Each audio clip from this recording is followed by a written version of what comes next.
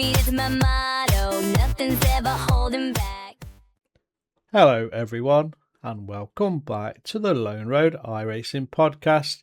I'm your host Guy Robertson.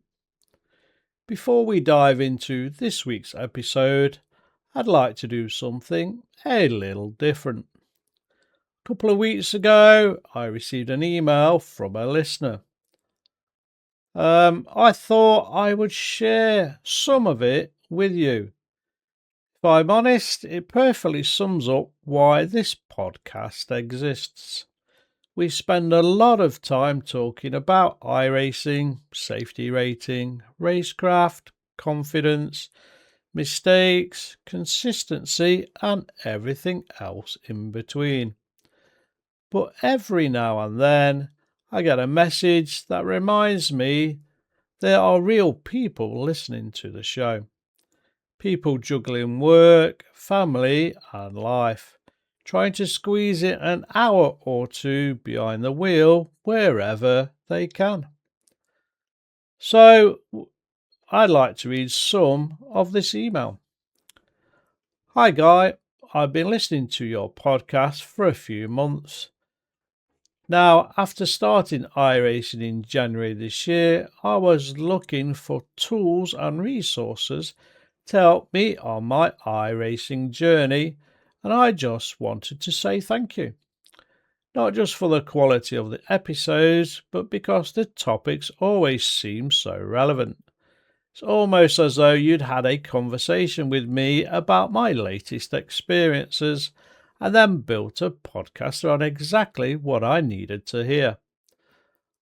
I'm a senior manager in a global company, working around 12 hours a day. By the time I get home, I usually only have an hour or two to practice or race. Weekends give me a little more time, but that's shared with family, exercise, and all the usual commitments life throws at us. Last week, I listened to your episode about racing in the midfield and preparing for week 1 of the new season while driving home from work. So much of what you said resonated with me. I'd always driven GT3 cars because that's where I thought I should be racing. But after listening to your advice, I decided to take a step back, move into a slower cars and focus on learning rather than chasing lap times. The result was immediate. I found myself calmer in races, making better decisions, and for the first time in quite a while, generally enjoying my iRacing again. Most importantly, I now have confidence that I'm heading in the right direction. So thank you for everything you put into the podcast each week. It really is appreciated. Now, I'll be honest, when I finished reading this email, I just sat back in my chair for a minute, because that's exactly why this podcast started. It's never been about telling you how fast I am, because I'm not. It's never been about pretending I have all the answers, because I don't.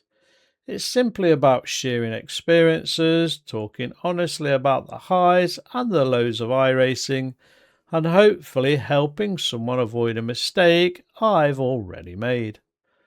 The reality is that most of us aren't professional sim racers. We're ordinary people. We've all got maybe a job, we've definitely got families, and we've definitely got responsibilities. We don't have endless hours to practice every day. So when someone tells me that a conversation on this podcast has helped them enjoy iRacing a little bit more, that's generally the biggest compliment I could receive. If you've ever emailed the show, left a comment, or simply listen while driving to work, I want to again shout out and give you a big thank you. And if you've never got in touch before, I'd generally love to hear from you. Tell me where you're listening from. Tell me what you're finding difficult. Tell me what's clicked with you recently, because so many of the ideas for these episodes actually come from you. Right then, let's get into this week's episode.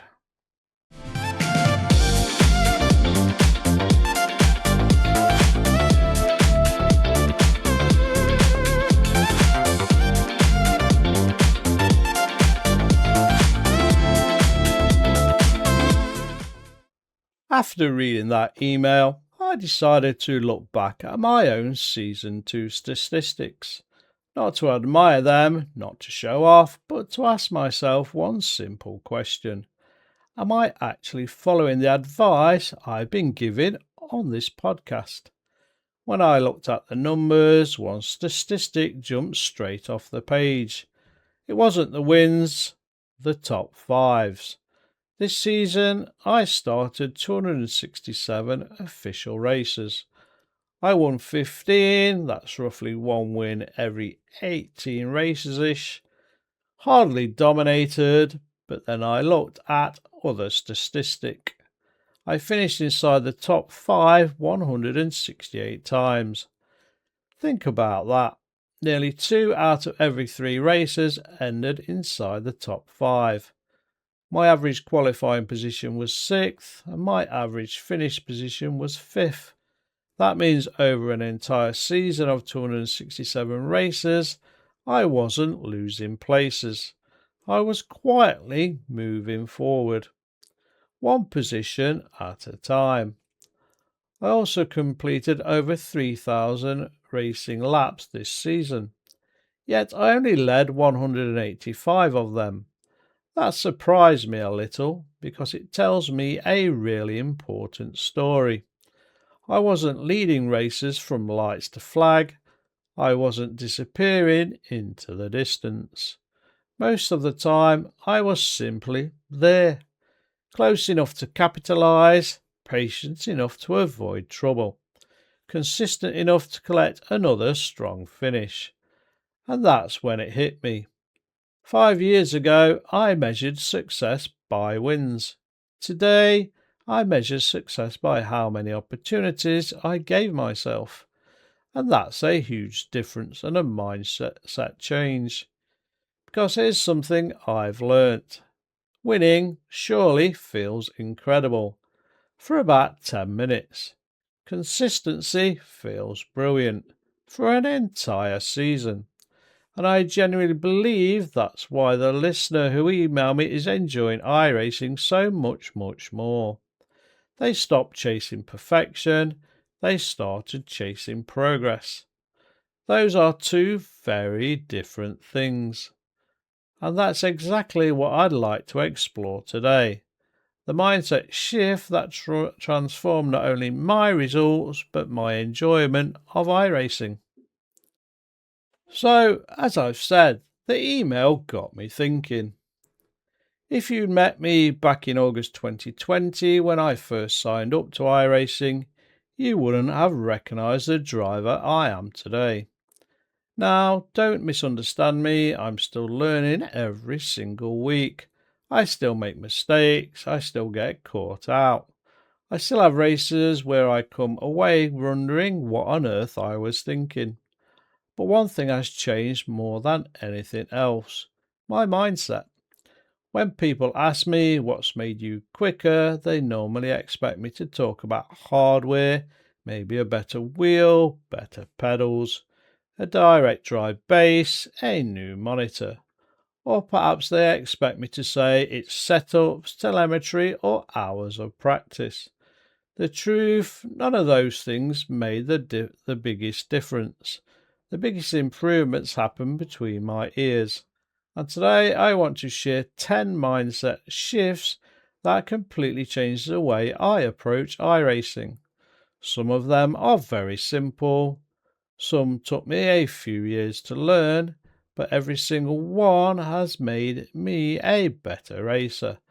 Not just a faster one, a more better, consistent one.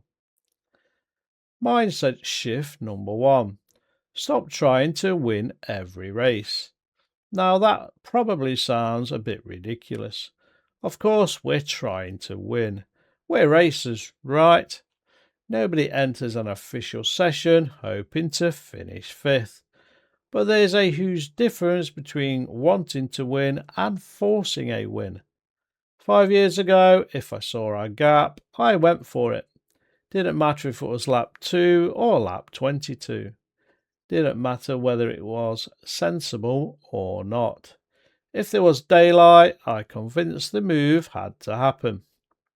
Sometimes it worked, sometimes it ended with both cars in the barriers. Nowadays, I ask myself a completely different question. What happens if this overtake goes wrong? If the answer is yes, I lose one position, fine. If the answer is I throw away 30 minutes of racing, I wait. That's patience, and patience scores points. When I look back at my season 2 statistics, I realise something. I won just 15 races, but I finished inside the top 5 168 times.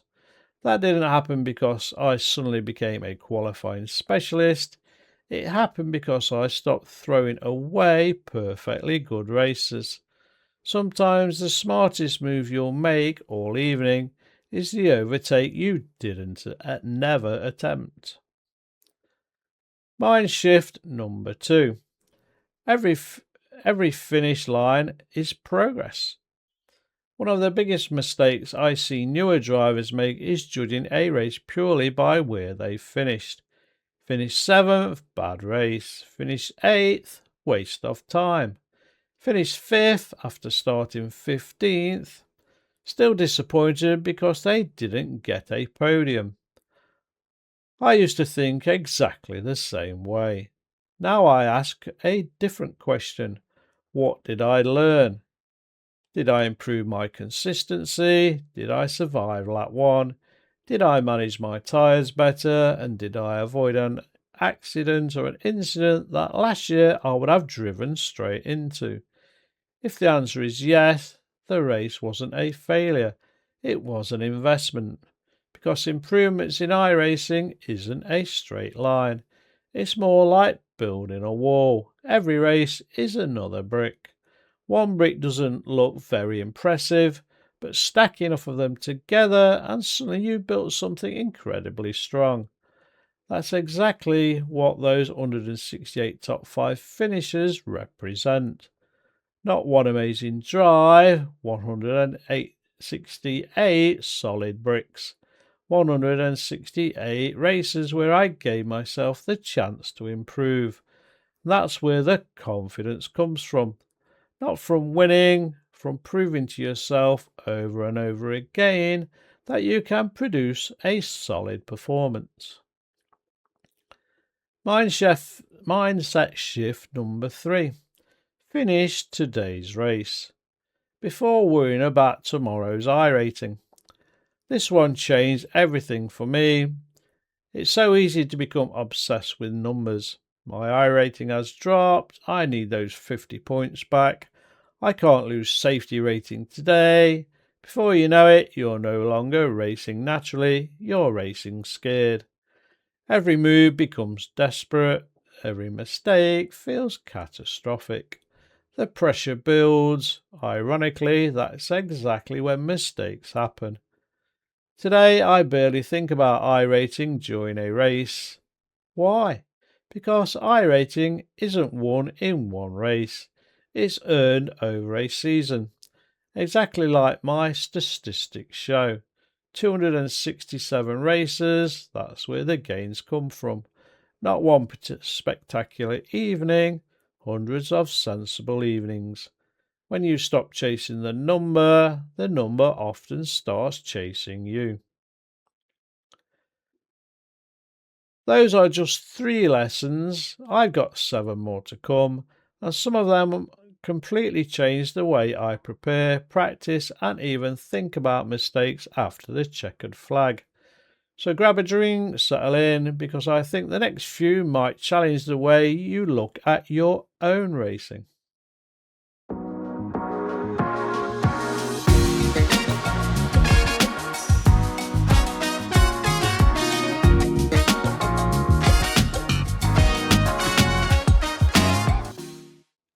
Mindset shift number 4. Stop practicing laps, start practicing situations. This is one probably took me the longest to actually learn. When I first started on iRacing, my practice sessions all looked pretty much the same. Leave the pits, drive as hard as I could, spin, reset, go again. I thought practice meant finding lap time. Now, I think practice means preparing for the race. Can I survive the opening lap? How does the car behave with a full tank? Where does it become unstable on worn tyres? Where are the overtaking opportunities? And where are the places I absolutely shouldn't overtake? Can I brake half a metre earlier and still carry good speed through the corner? The fastest lap you'll ever do in practice is completely worthless if it can't be repeated in traffic. Racecraft isn't built by driving around an empty circuit. It's built by understanding what happens when there are 19 other cars trying to occupy the same piece of tarmac. Nowadays, if I finish a practice session without setting my absolute best lap, I don't really care. If I've learnt something that helps me in the race, that's a successful practice session. Mind shift number 5. The replay is your greatest coach. I'll admit it, for years I barely watched my replays. If I'd had a bad race, I'd close iRacing, mutter a few choice words under my breath, and move on. Big mistake. Nowadays, I nearly always spend 5 or 10 minutes reviewing incidents. Not because I'm looking to blame someone else, because I'm looking for that bit I controlled. Could I have positioned my car differently? Could have I anticipated maybe a dive bomb? Did I miss warning signs? Was there a better exit? And did I commit to a move too early? Sometimes the answer is no. It generally wasn't your fault.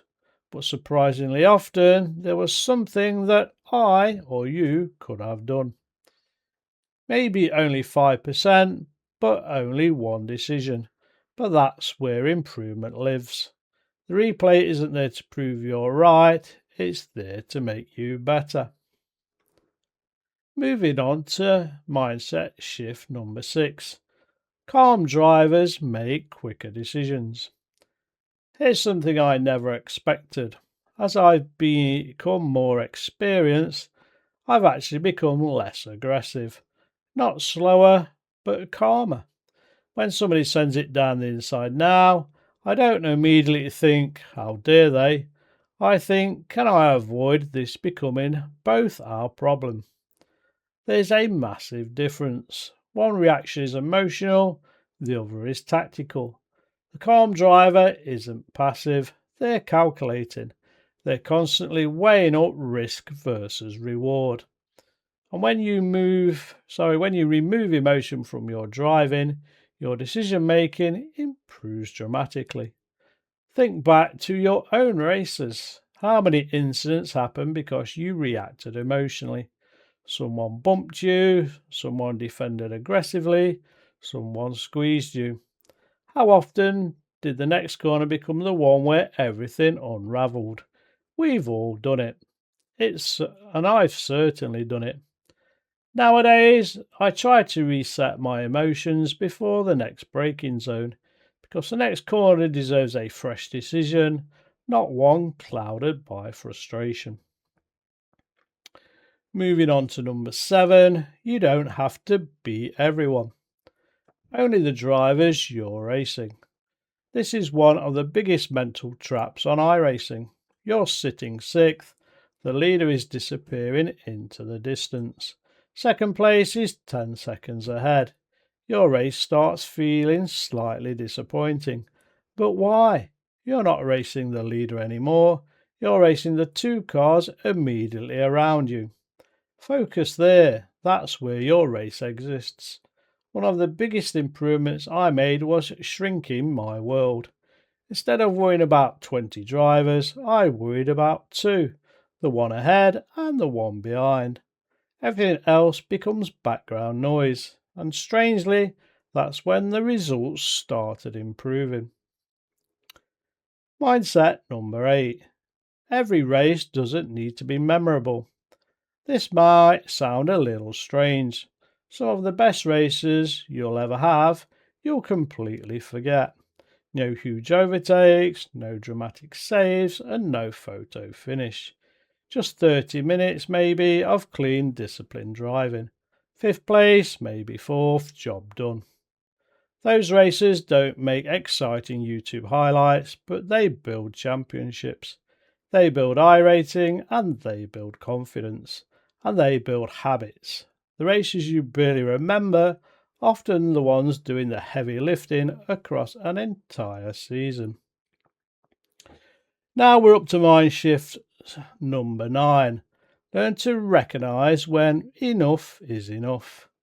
And we've all been there as well. You're tired after work, you've had 2 poor races, you've lost a chunk of iRating, you're annoyed, so naturally you enter another race, then another and another.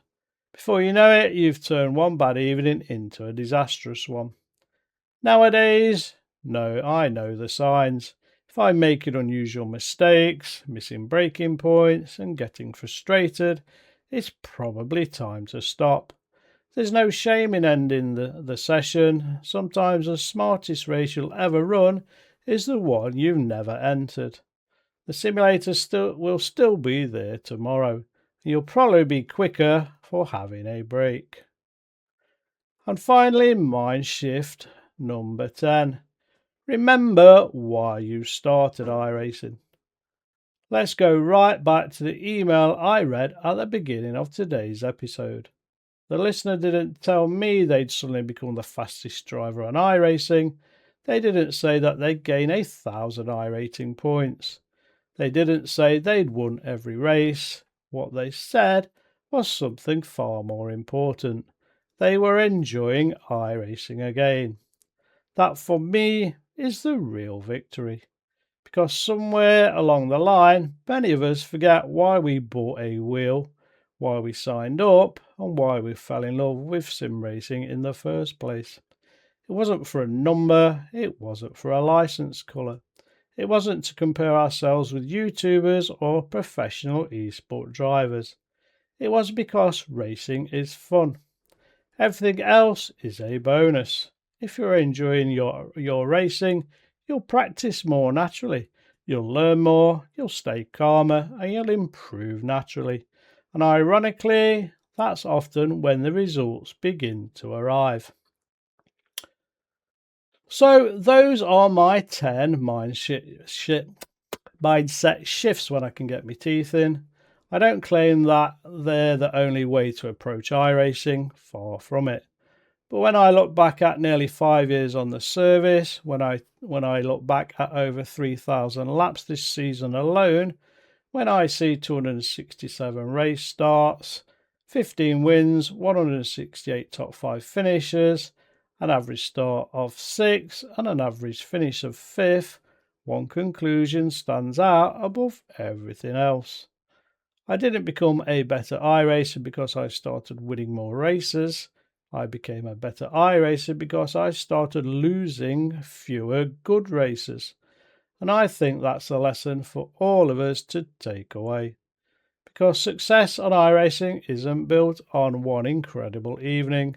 It's built on hundreds of ordinary races where you're quietly making good decisions, bring the car home and stack another brick onto that wall. Okay, it's now time to hear from my sponsor, Outlap. Don't go away, we'll be right back. We're having a quick pause here to mention our sponsor, Outlap, who are supporting the podcast. Outlap is built around the side of sim racing we don't talk about enough. The focus, the preparation, and mental work that happens long before the race actually starts. It's not about hype or loud designs, it's about process, patience, and showing up ready, whether that's in the rig or stepping away from it. If that side of sim racing resonates with you, you'll find Outlap quietly ticking along in the background. I want to thank Outlap again for sponsoring the podcast and the link to their sim racing apparel store is in the show notes.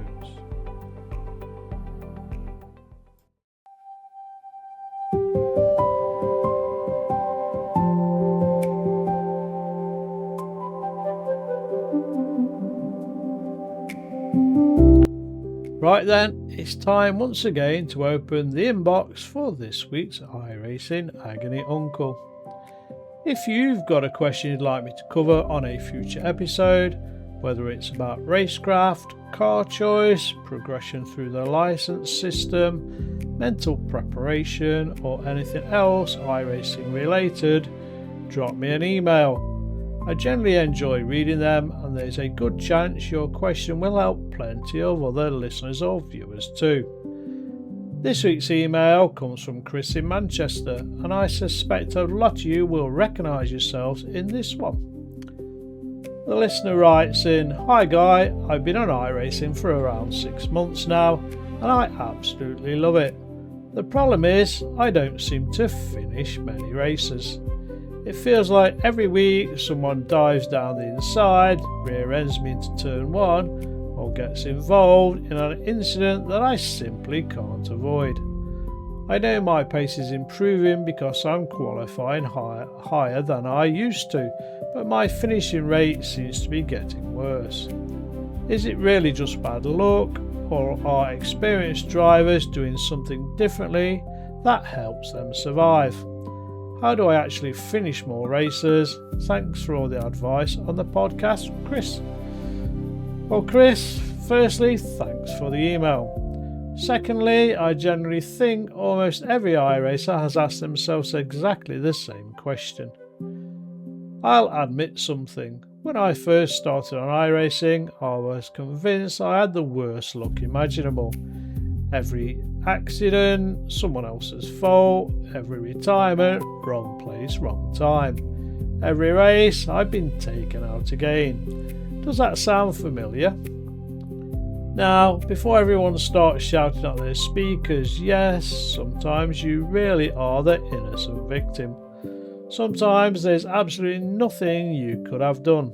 But after nearly 5 years on the service, I've come to a slightly uncomfortable conclusion. Most accidents give you at least one opportunity to reduce the risk. Notice I didn't say avoid completely. Sometimes they are unavoidable, but often you can make them less likely. Let's look at how. Finish line mentality. One of the biggest changes I made was changing the question I asked myself before the race even started.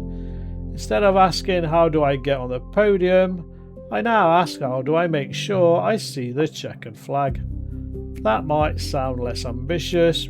It isn't, because every race you finish gives you another opportunity to gain iRating, safety rating and experience. You can't score anything while sitting in the pits. Point 2. Watch the drivers, not just the road. The best racecraft isn't about driving your own car. It's about reading everybody else's. Who's weaving on the formation lap? Who's locking brakes before you've even reached turn 1? Who constantly is filling mirrors? Who's flashing headlights? And I hate that. Who's making desperate lunges? These drivers are waving little red flags before the race has really begun. Start recognising those patterns. If somebody looks unpredictable, treat them as unpredictable and give them a wide berth or let them pass. Lesson 3. Lap 1 isn't where championships are won. This is probably the hardest lesson for many drivers. You qualify 6th, the lights go green, everyone wants 5th by turn 2. But why? The race is at least 12 minutes long and maybe longer. I've lost count on how many races I've effectively gained positions simply by surviving the opening lap. Sometimes that means giving away 1 place, and sometimes 2. It feels painful at the time, but 5 laps later, both of those cars are in the barriers, impatience often overtakes aggression. Lesson 4. Let people go. And this one took me years, and then I had that epiphany moment. Somebody appears in your mirrors, they're clearly faster. You defend, they attack, you defend a bit harder. Before long, both of you are losing time. Sometimes the clever move is to simply let them through, not because you're giving up, but because you're playing the long game. Maybe they'll disappear, maybe they'll destroy their tyres, maybe they'll crash 3 laps later. Maybe you'll simply tuck into their slipstream and actually learn something. Giving away one position isn't losing, ending your race is. Lesson 5. Ask one question before every overtake, and it's that simple one. If this goes wrong, what do I lose? If their answer is one position, fair enough. If the answer is 30 minutes of racing, 300 iRating, a safety rating hit, a completely wasted evening. Perhaps today isn't the day to make that move. Sometimes bravery isn't making the move, it's about resisting it. Lesson 6. The accident usually starts 5 seconds earlier. Think about the last incident you had. The contact wasn't the beginning, it was the ending. Go back on the replay, watch 10 seconds before the impact. You'll often see warning signs, someone braking too late, somebody weaving, somebody carrying too much speed, someone missing the apex, someone becoming impatient. The clues are normally there. Learning to recognise them is what separates experienced drivers from inexperienced ones. And lesson 7. Build a reputation with yourself. This might be the most important point of all. Don't worry about your reputation with other drivers, build one with yourself. Become the driver who finishes, the driver who keeps the car clean, the driver who avoids unnecessary risks, the driver who walks away after a disappointing 5th place, knowing they made the right decision. Because here's the funny thing, those drivers usually end the season much higher than the spectacular drivers who either win or crash trying. Chris, I'm going to finish with the exact same point I made earlier in today's podcast. When I look back at my own Season 2 statistics, I realise I hadn't built a good season through 15 wins. I built it through 168 top 5 finishes. That only happened because I stopped throwing away races that didn't need to be thrown away. So next time you're sitting in 6th place and an opportunity appears that feels 50-50, ask yourself one simple question. Will I still be happy with the decision I took when I look at the replay tomorrow? If the answer is yes, go for it. If you're not sure, bank the result. Because every race you finish is another brick in that wall. And enough bricks build something pretty special. Right, before we wrap things up for another week, let's finish with a few final thoughts. As I was putting this week's show together, I kept coming back to the email I read at the beginning of today's show. Not because it was complimentary, but because it reminded me of something that I think we all need to hear now and again. Improvement doesn't look dramatic. Sometimes it isn't a race win. Sometimes it isn't a new PB. Sometimes it isn't gaining 200 iRating in a weekend. Sometimes improvement is simply making one better decision than you made last week. Maybe it's deciding not to force that overtake. Maybe it's recognising an incident before it happens. Maybe it's accepting 5th place instead of crashing trying to finish 3rd. Those small decisions don't feel particularly exciting at the moment, but over the course of a season, they completely transform your results. When I look back at my own Season 2 stats, I realised something that genuinely surprised me. It wasn't the wins that defined my season, it was the consistency. 267 starts, 168 top 5 finishes, an average starting position of 6th, and an average starting position of 5th. That didn't happen because I suddenly became the fastest driver on iRacing. It happened because I learnt to value every finish, to bank every good result, to stop throwing away races that didn't need throwing away. And if there's one thing I'd like you all to take away from today's episode, it's this. You don't have to be the fastest driver in your split to have a fantastic season.